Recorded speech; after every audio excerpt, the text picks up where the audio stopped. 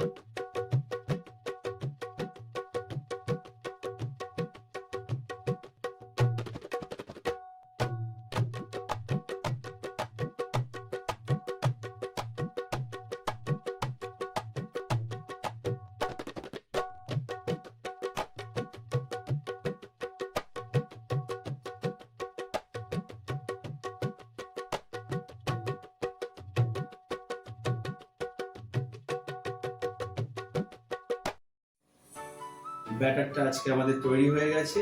তো এবার আমরা শুধু এর মধ্যে চিংড়ি মাছটা মিশিয়ে দিয়ে ভালো করে করে দেবো, মানে মেখে দেবো এবং কিছুক্ষণের জন্য রেখে দেবো।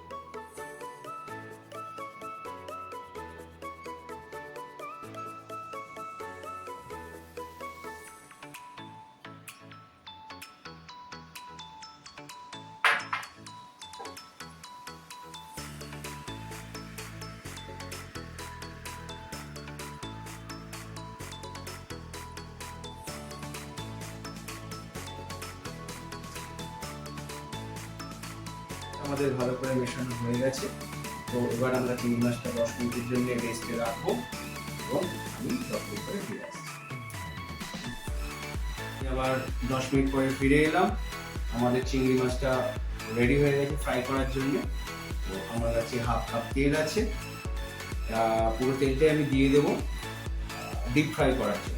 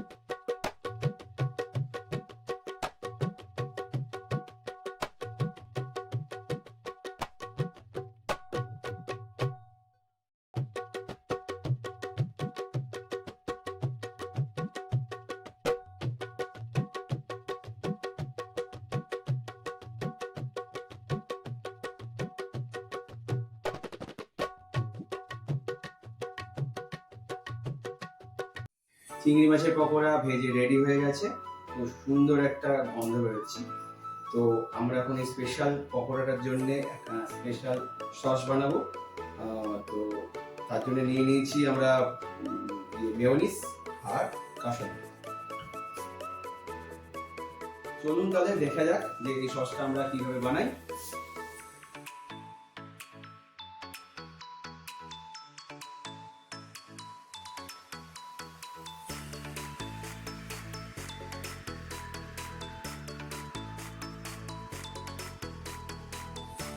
সসটা আমাদের রেডি হয়ে গেছে।